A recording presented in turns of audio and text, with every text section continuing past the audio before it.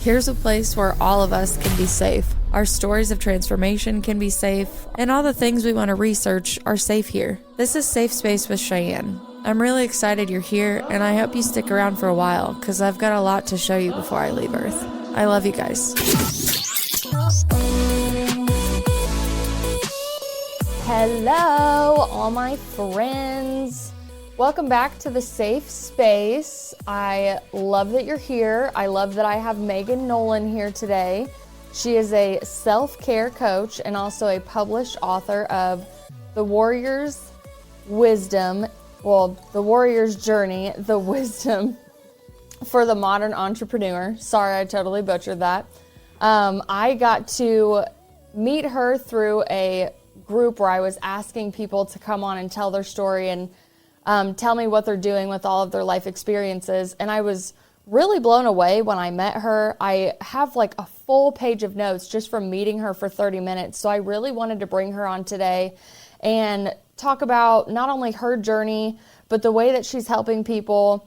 I love her take on how spiritual development is a lifelong practice. I know when we get in that healing mindset and enlightenment or whatever we're striving for, going back to ourselves, we can get caught up in a couple pitfalls along the way, which I really do believe are rites of passage in each individual journey. But she's come on today to tell us her experiences, what she's doing now, and how she might be able to help you with some of the things in your life. So thank you so much for coming on, Megan. You're welcome. Hello. Thank you for having me. It's great to be here. I love it. And I have so much to get into, so I'll try not to tree branch too much and just get straight to it. And I want you to talk to us about your business now and what you're doing before we start that hero's journey backwards.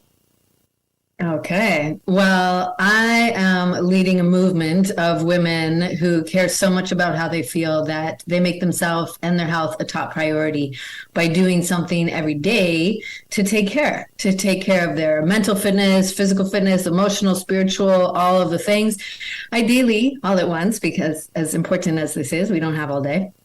And so that's what I do. And I really am honored to support other sensitive, purpose-driven entrepreneurs to truly thrive. And to thrive means to thrive at the deepest level of the body and the brain, and really using the ancient tools of the yoga practice, modern tools of mental fitness, but really doing what it takes to show up and move and breathe and think on purpose. And that's really what it means to be purpose driven, is to know that you have a purpose and to do things with intention.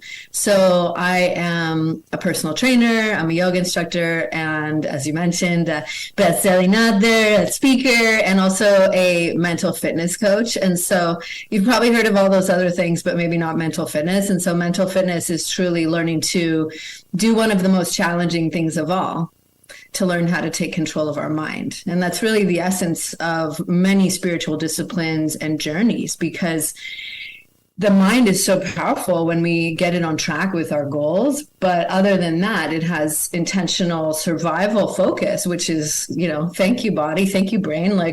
But when it comes to stretching ourselves and making a big impact and, getting on stages and doing all the things that my community loves to do, it tends to want to just constantly shoot up all this resistance and stress and anxiety. And so what I really love to do beyond what I'm sharing there is to help other entrepreneurs who have high functioning anxiety to reclaim their superpowers, because that's what it is when the brain hijacks all these superpowers and drives us on the fuel of anxiety, we tend to go into overwhelm and exhaustion and self-defeat and self-doubt and all of those things.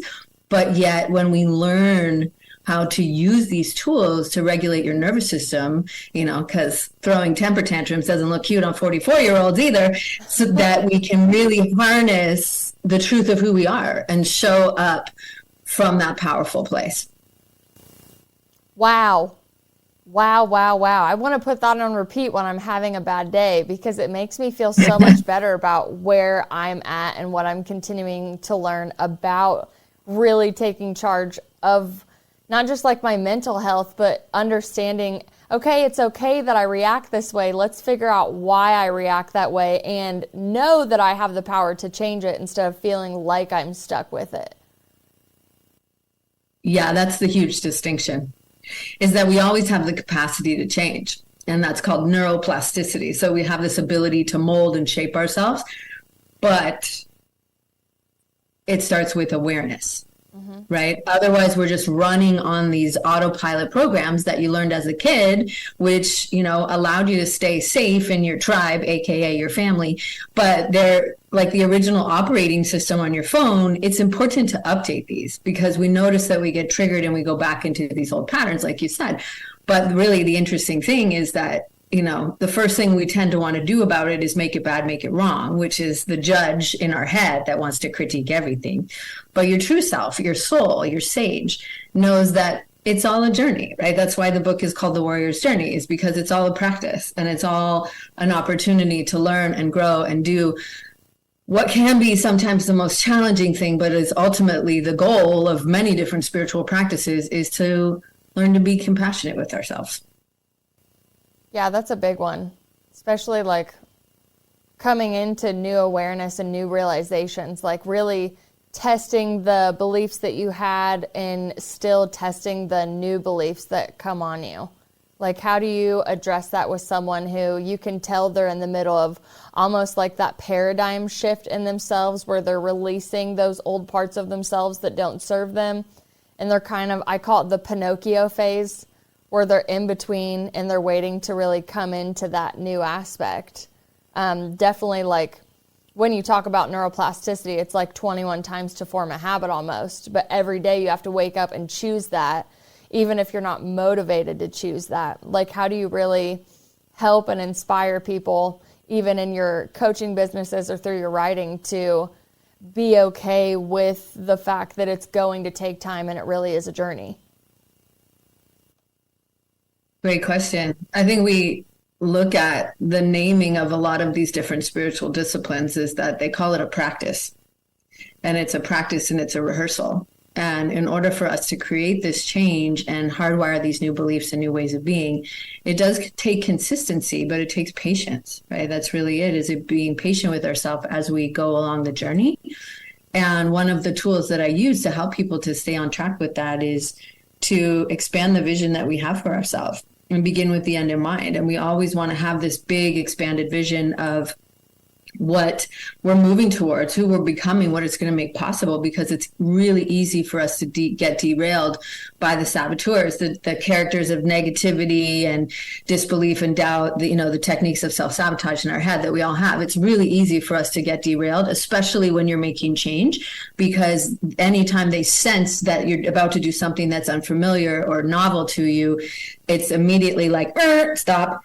Tell her that she could never do this and it's never going to happen. And like all of that nonsense that starts to kind of derail our progress. And so that's one of the keys, is to remember why you're doing this, and stay in that place of focus, because it's really easy for us to get distracted.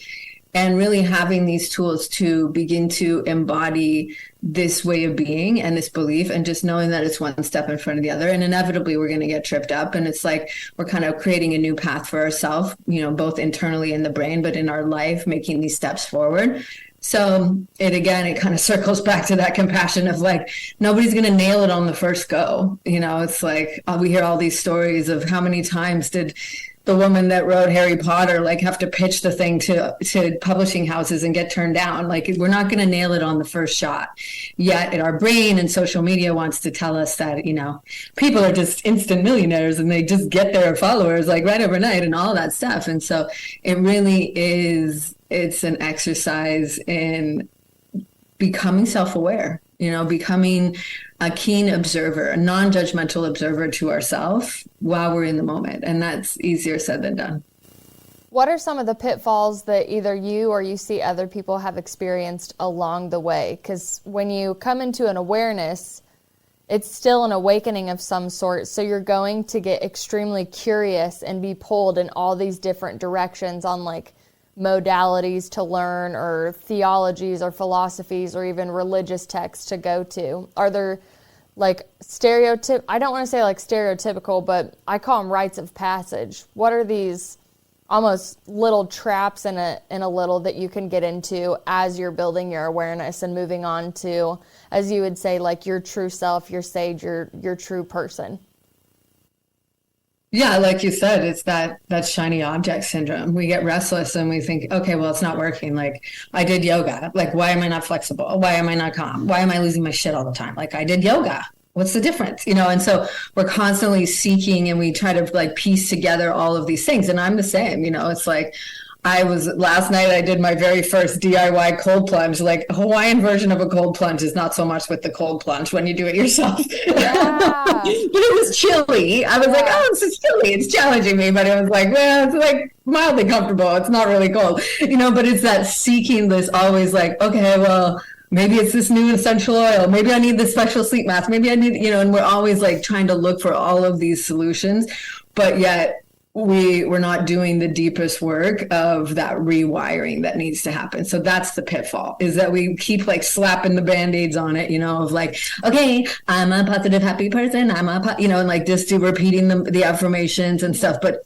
deep down, your body's like, no, you're not. This isn't going to work. This isn't going to work. And so it's really like understanding that we get to go a little bit deeper, and that's where we get scared. And that's when the saboteurs come back in of like, no, we don't want to go deeper. No, we don't need to do that. Go get your essential oils. And I'm not like negating any of those things, because I think they all have their place, and they obviously, so many of them have like validated, scientifically backed benefits, and I'm all about where the science and spirituality intersect. And so even if they don't need to have like research studies behind them, if they make you feel better, awesome. But it's that we try to kind of piece all of these little components together. That's definitely a pitfall, and not really doing it. That's another thing, is that, we think like, okay, well, I did yoga yesterday. Well, I did it like 3 weeks ago. Is that good? Like, is that enough? And so not really doing it at the level that it takes to, and I'm not talking about doing deep, crazy poses. I'm just talking about being consistent. And that's one of the most challenging things, right? And that's a pitfall for people, is that we get distracted and our brain is, trying to tell us to do a million other things. And if you're like most of my clients, entrepreneurs, there's a million things for us to be constantly doing that, are demanding in our attention. And, even people that aren't, like, as we come up to the holidays, it's like, oh God, it's so busy. I can't slow down. What do you mean I should take a break? Like, I can't do that. Everything's going to fall apart, and it's like that's another pitfall, is that we're kind of given this experience or given the story that, like, in order for us to be successful, we always have to be doing something. And that's challenging, because then we tie our worth to our activity. And this is something that, admittedly, I've been working on for quite some time, because that was part of my identity before, of like, I'm a hard worker, I get things done, and so when I wasn't doing things, I felt like I wasn't being as valuable. And so it's just these different things and layers that we get to unpack, but it all comes back to those two keys of self-awareness and self-compassion. I love that, because when I also thought that my worth was based on my productivity, especially in like a P&L sheet is what I would think of. Like, I would be sitting down at these meetings every week, and like these percentages would basically describe if I was a good employer or not. These sales would literally be my worth in this company. And when I had to unravel the fact that my identity wasn't my job or anything that I was doing, that I had a purpose in just existing, I think I cried for weeks on that meditation alone, because I was like, what? I'm okay to just exist. Like, I don't want to just stay here and sit here, in a Zen position all day and not do anything, but to have, again, bringing yourself into that awareness, that was a pretty big one for me. And I love when I hear other people's stories of how they've ultimately found that way too, where they're looking at all, either their mask or all the things that they thought were their identity, to obviously keep them in almost like a upkeep survival state, is what I think of it too. Just you want to fit in, you want to do your part, you feel good that you're contributing to something. But in my personal experience, I was contributing so much that I would only feed and water myself enough to go back out and do the things that I needed to do. So especially when you talk about the consistency in yoga, and well, I did it 3 weeks ago, so yeah, I should probably get back. Like, just showing up is such a loud form of energy, is what I have found. And when I go to my mat and, I find that tranquility and that peace and almost that union within myself, I'm like, okay, everything's going to be good now. They're going to be nice to me when I go out into the world. And that's not true. It doesn't matter, like, if you do, like you said, the craziest yoga poses. At the end of the day, you're still going to go out and have to deal with the fact that you can't really control anything outside of yourself. It really has to do with everything inside. 100%. And that's why in the work that I do, it's really about taking little power pauses throughout the day. Because it's all well and good for us to, light the incense and sit on the cushion and have the nice meditation and feel like, you touched the eternity and you're good to go. And then you get in the car and somebody cuts you off and there's a lineup at the coffee shop and you get all the texts and blah, blah, blah, blah, and then you're like, for the rest of the day. Yes. And so that's where what we're doing is what happens there is we've been hijacked by stress and then living in our, North American culture. And I've talked with a lot of Europeans and they're like, oh, it's not like that over here. And I'm like, I know, because when I went to Spain, I was like, does anybody work? I love it over here. But here in North America, it's like, go, go, go, push, push, push, get it done. Right. Mm-hmm. And so it's funny because a lot of the people that I work with, and myself included, are very, quote unquote, driven and goal oriented. And so the brain is like, no, stopping. That's silly. I must keep going. But really what we want to do is have these little pauses throughout the day, which actually increases your productivity and your performance and your creativity. And we can talk about that. But it's really about kind of continually sliding the lid off the boiling pot, if you will, right? Like when you put a pot on the stove and it's boiling, and if you leave the pot on and you get distracted and it boils over and then you have a huge mess. It's just kind of sliding it off to the side, right? And then maybe turning the heat down so that we don't have that big explosion, so that we stay in a zone of regulation, which I call the green zone, right? The red zone, we all know what that is. That's the boiling pot. And then the green zone is kind of like, when you're bowling, that's hard to talk about after bowling, when you're bowling and you send the ball down the lane, and we want to keep it in the lane and not have it go off the tracks. That's you. We want to keep you in the lane. We want to keep doing the things that keep you feeling, okay, I can do this, right? Because what you experience there on the yoga mat of like, this is great, I can do this, I can be calm. The beauty of yoga is that the tools go with you wherever you go. It keeps you in the lane. It slides the lid off, whatever analogy made sense to you, is that those are the tools that we get to practice. But in order for them to be really effective, we get to practice them not just on the yoga mat, right? It's in conversations, it's in traffic, it's in the long line at the coffee shop. It's all of those moments that we get to have that level of awareness to notice the signs and symptoms that you're getting close to the red zone, right? Or you're getting a little bit off point, you're getting dysregulated when it comes to the nervous system, and just come back to yourself. And that's why the tools are really practical. And so it doesn't have to be like, okay, well, she said I'm supposed to do yoga when I feel like I'm off center. It doesn't have to be you like busting out a pose. It's just going to the breath, grounding your feet, centering yourself. And that's what makes it a journey, right? And that's the evolution of self, is that we get to do these things along the way, not just like stop and pull off the road and, do the yoga practice intermittently. It's the journey of it that really brings these ancient tools into our modern life. Great answer, man. And I do have to say, I love like when you break out in character in different voices, because I do the same thing. So I'm like, you make so much sense to me. This is amazing. Thank you. I had no idea how frequently I did that until I had one student that was like, and my favorite part of these workouts are all of the characters. And I was like, yes. Characters? What are you referring to? And she's like, that. Yes. Oh, I love it. I just think it just shows such like genuine and authenticity, but also like I speak in like metaphors sometimes too. So I can tell that you just have like, you have these images that are coming in your head and you're trying to translate it like properly or the best way that you can. But when you break into character, like it's so attractive even to see on the camera right now. I'm just like, you just have such great energy. I can't move on with this conversation anymore until I tell you how just fun and theatrical it is to talk to you and look at you.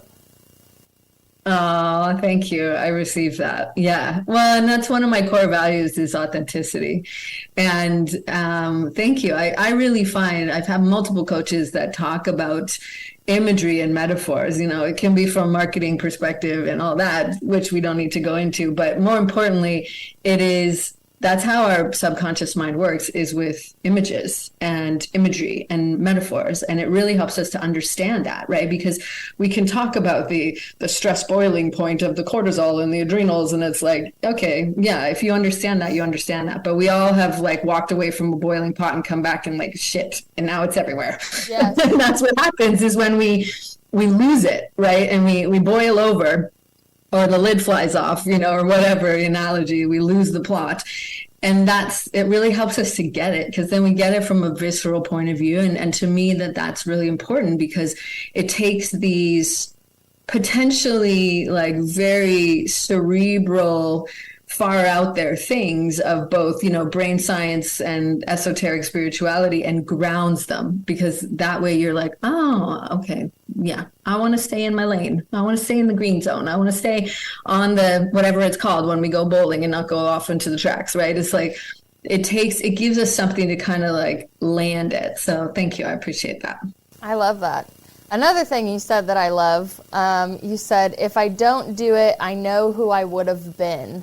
So the work that you do is extremely driven to not only help better other people, but consistently help better yourself in the practices that you diligently do daily. If you fall off track, you have the awareness to get back on. We're all human. We're going to kind of go back and forth. But what led you in your journey? Like, if I could just pick an age for you, because obviously like 18-year-old Megan didn't know that this is what she would be doing today. So what's the path that led you this way, that you want to give us little insights into who you were before you really stepped into this octave of yourself? Yeah, it's interesting, because there's been a few really distinct moments that have really shifted things for me. And so that's one of them that, you know, is really a landmark moment that I explored a lot in the book, and that we can explore now, is that I reached a point in being an entrepreneur that I got to be what I call the worn out entrepreneur, of the always on the go, feeling like I'm on a speeding train of stress. My brain was just running miles a minute, and I was just caught in this whirlwind of constant anxiety, or like getting crushed under the weight of sadness simultaneously on some days. And so really got to a point where I realized that I was completely out of integrity with what I was doing and what I was asking other people to do.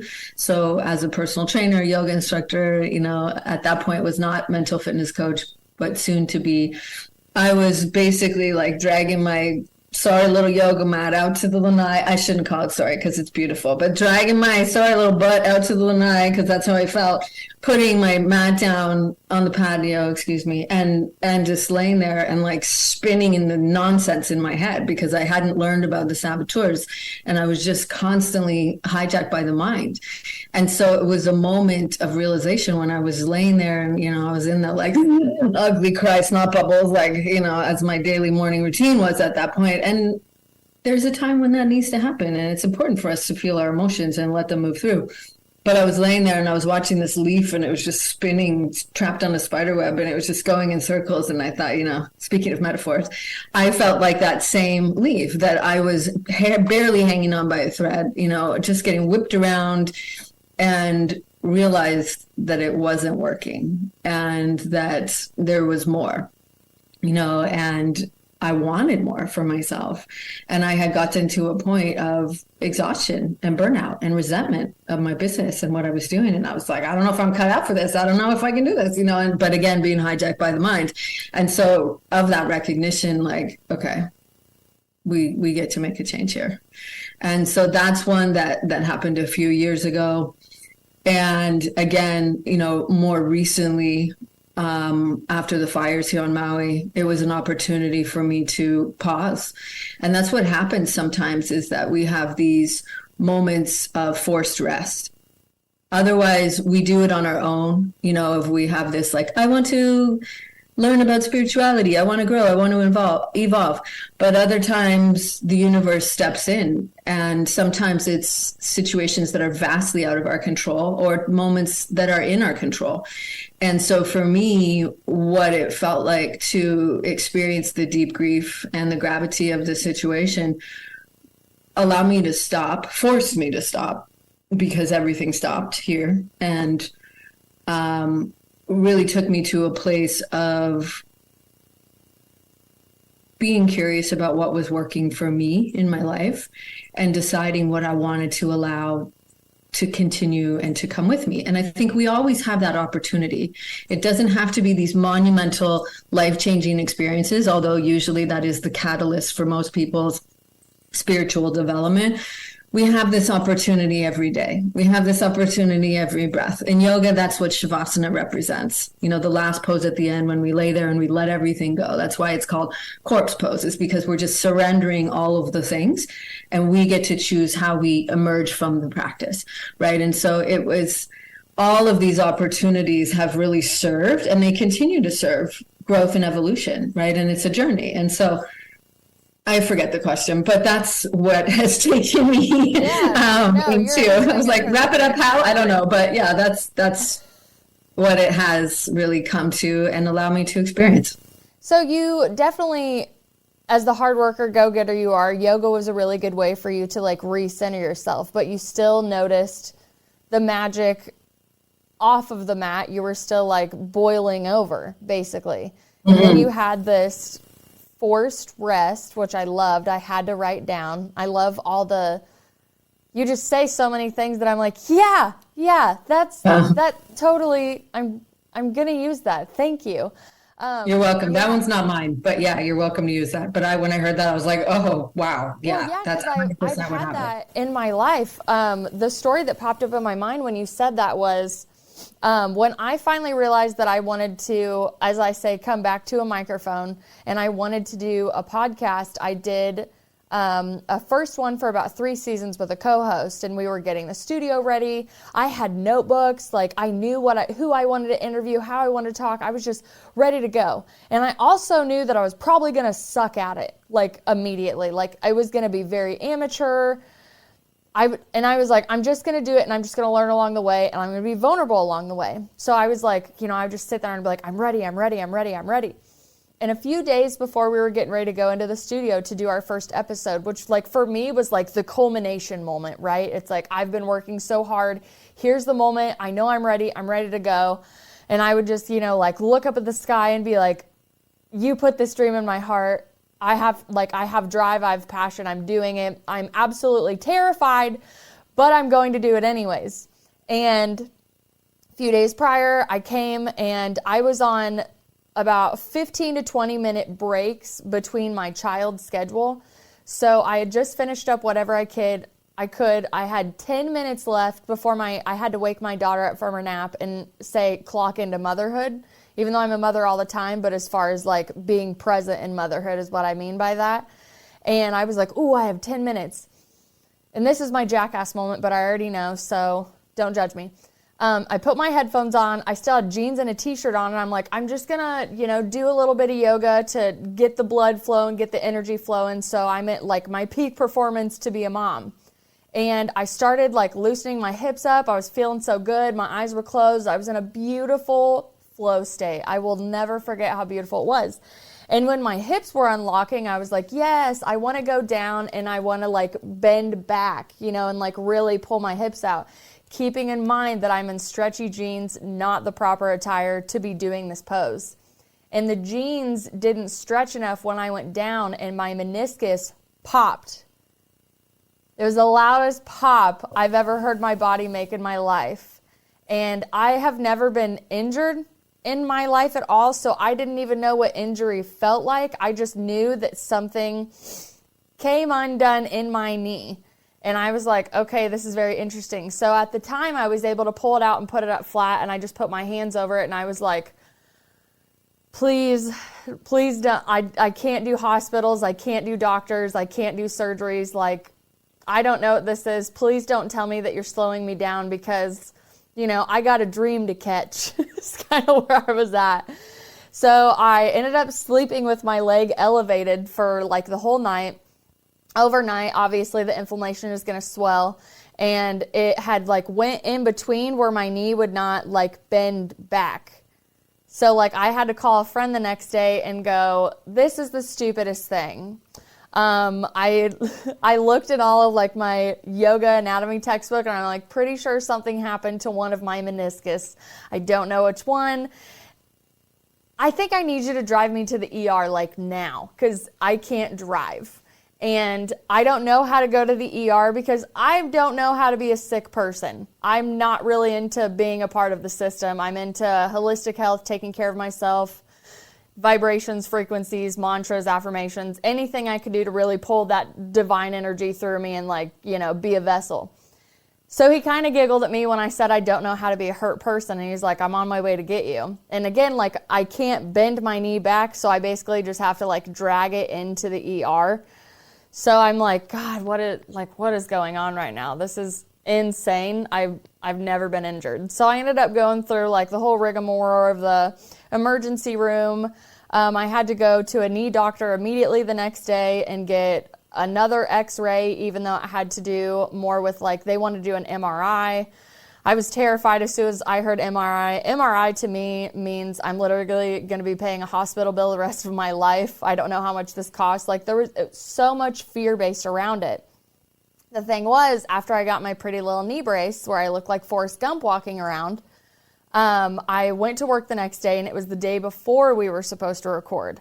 And I kept hearing a voice in my head being like, you kind of need to slow down. Like, I know you're ready, but like we're not ready for you yet, is kind of the gist that I was getting. So I was like, okay, I'm not going to be mad that I need to kind of wait and like settle myself, right? Because I was boiling over with passion. I wasn't boiling over with rage. I was just ready to frickin' go.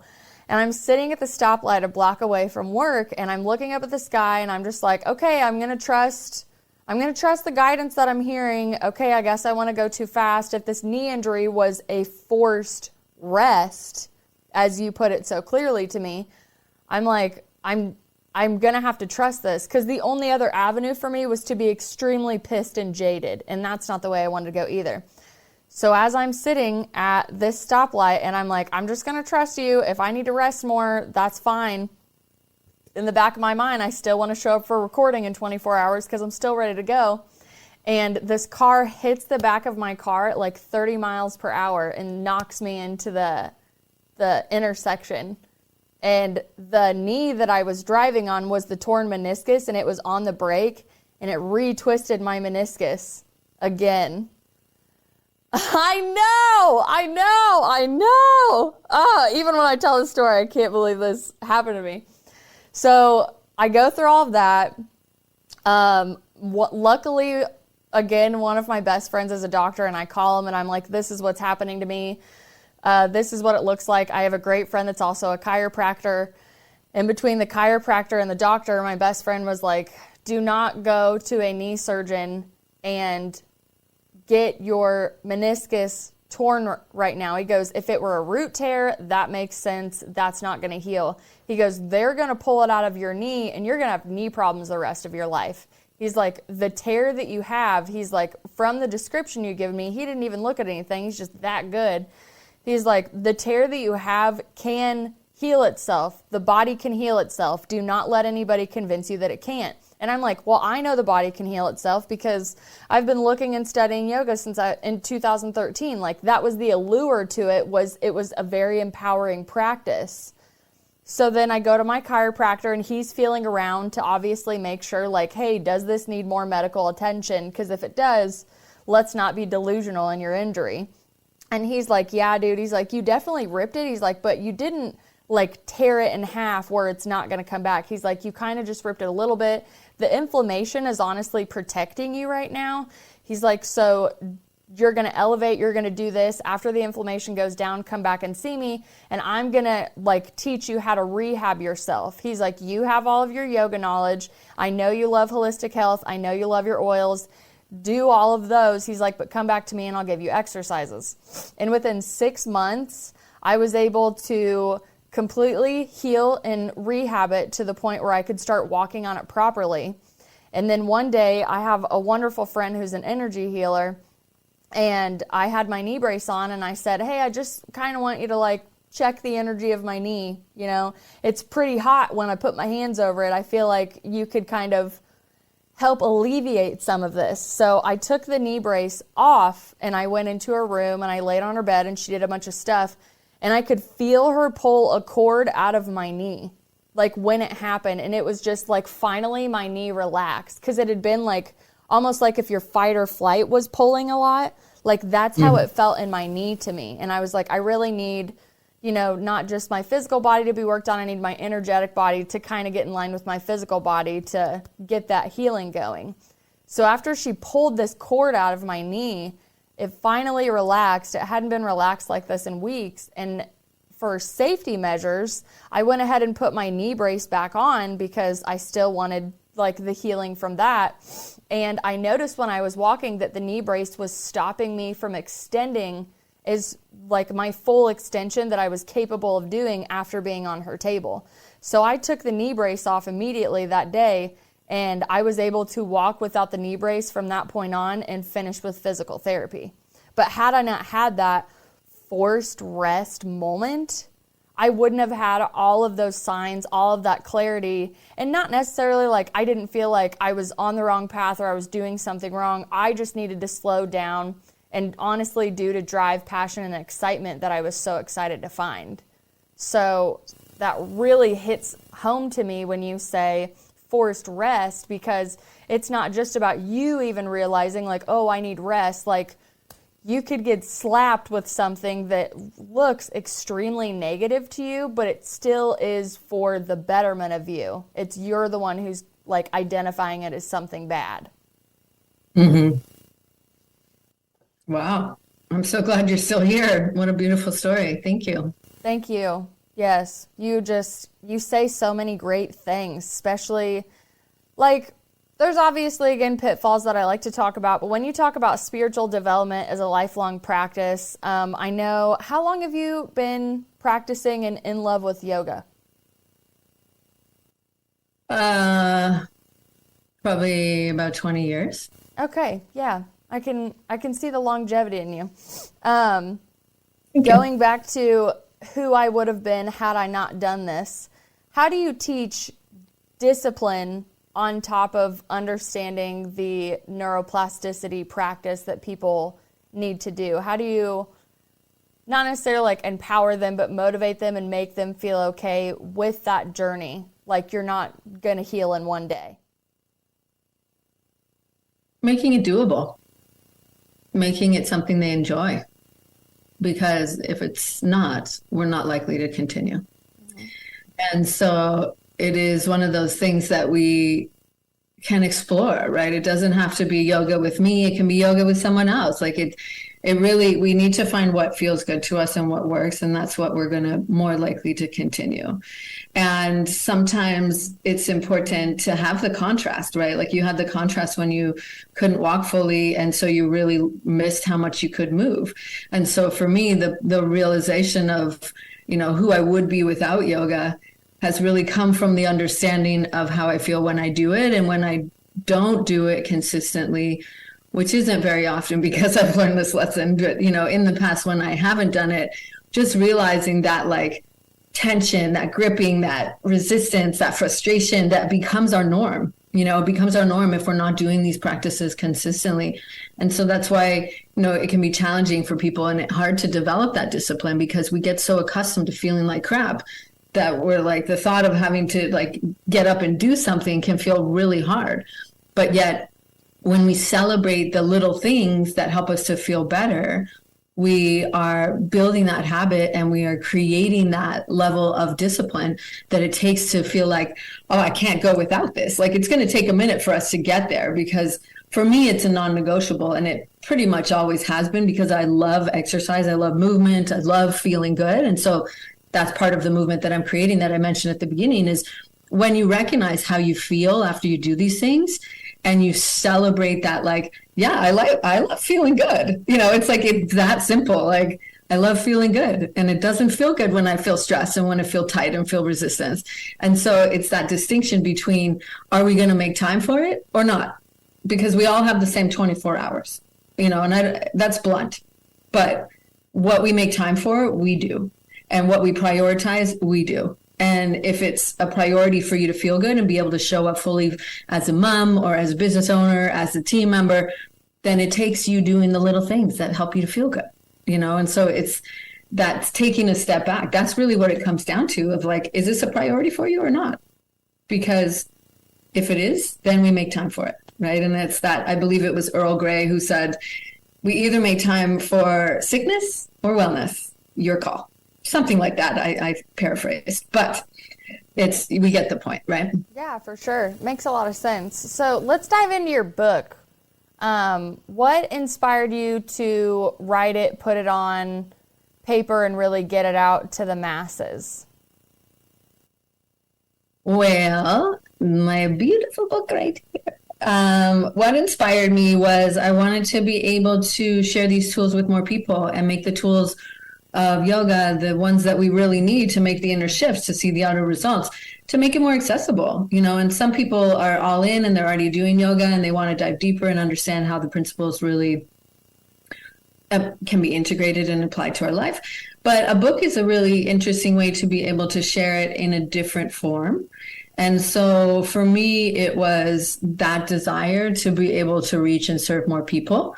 So that was the initial inspiration of the book, and to be able to help people understand the versatility of this tool set. And so the subtitle of the book, of Ancient Wisdom for the Modern Entrepreneur, is, yes, I specifically serve entrepreneurs, but the tool set is applicable to all humans and people on a mission.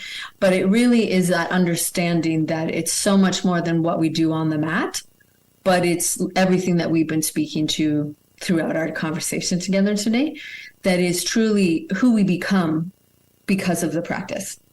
And that's why it's called The Warrior's Journey, because I believe that we're all on a journey of understanding and curiosity and growth and evolution. And that's the analogy of being a warrior. That's the expression, the archetype. That's the word I wanted. The archetype of being a warrior. And we look at it from the yogic perspective and from my perspective and from inside the book. It's not a warrior on a battlefield. It's a warrior of understanding and expansion and spirituality and curiosity, a warrior of evolution, right? It's who we are when we come into this incarnation and the journey that we all go on as we experience each day. It's one that is learning to do the most challenging thing that we've been speaking to throughout this whole conversation, is to, quote unquote, go to battle with the most challenging opponent. And that's the opponent within our own head. And that's the metaphor of the journey. And that's the metaphor of the warrior that we explore in the book. So a lot of people who have done yoga have done the warrior poses, right? If you've been on a yoga mat, you've probably done at least one of them. But most people haven't heard the ancient story behind the warrior poses of Virabhadra, the warrior that is given a mission to do what I just said, to go to battle against the challenging opponent, and the journey that he goes on, the evolution that he goes through, that is expressed in the 3 classic warrior poses, but really is truly helping us to dive in deeper into ourselves, to energize and embody and express the qualities of the warrior. There's 21 qualities, 3 in each warrior pose, but really are essential to the architecture of the poses, right? Groundedness, awareness, determination, focus, all of these things, but are really transferable qualities to life and to entrepreneurship. So I wanted to give people an understanding of the depth and the versatility of the practice beyond what they see on social media. Amazing. No, I love it. It's extremely in depth. If I wanted to work with you, and I'm obviously not located in Maui, am I able to do like one-on-one sessions online with you? How, if I am a listener right now, loving everything you're saying and want to get in contact with you, can I?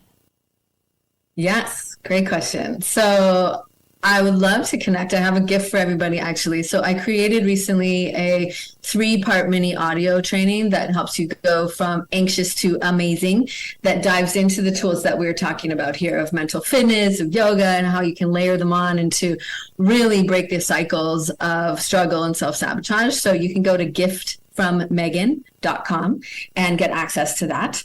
And another place where I spend a lot of time is on Instagram. So over there, I am Megan Nolan. So that's how it is. It's spelled out. I am Megan Nolan. And I share lots of tips and tools over there. And so, yes, I do work virtually. Most of my clients are virtual, actually.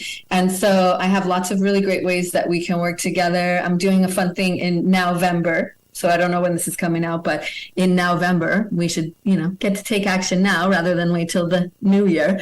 So that's a cool thing that I'm doing, is to help people to take power pauses throughout the week. 15 minutes at a time to feel better. So lots of different cool stuff coming up that, we can do virtually. I have group coaching, I have one-on-one stuff. So lots of different ways that I can support you if this is feeling aligned. But yeah, a great place to start to get a deeper sense for what I'm doing and the tools I use is to go to giftfrommegan.com. Wonderful. And your advice to wrap it up, if you could just spin something out really quick, because you are very quick and witty and ready to go. But if I was like, hey, everybody on earth is listening to you right now and you have a chance to really just give them a golden nugget, here's the mic. What are you going to say? You're far more powerful than you give yourself credit for. Our mind will tell us that we are not, that we're weak, that we're all the things that it likes to say, none of which are innately true. And the innate truth is that we are very powerful. And it's the relationship that we cultivate with that knowing, with ourselves, and with the connection to universe, God, source, nature, whatever word you like to use there, that is our true source of power. But all the other stuff, and including the noisy chatter of the mind, is what takes us away from that knowing. But I think the work of all spiritual practices and wisdom traditions is to reconnect to that and cultivate that deep connection on and off the mat so that you're really living it. Amazing. Amazing. Thank you so much for coming on today, giving us all of these, again, golden nuggets, the insight. And please, if you're listening, reach out to her if it resonates with you. I think you have some amazing things to tell people and help people. And I'm so glad you took the time today to talk with us. Thank you. I appreciate that. It's been really fun to chat with everybody. And you. Yay. Hey, before we get out of here, I have Neovi that's going to take us out of the episode. I picked a song called Karma off of his 2023 album called Dusk. So if you like it, I have the playlist linked below for you, and I have all of Megan Nolan's stuff linked down for you as well. So go on over, like that music, like her pages, and we will see you on the next episode, my friends.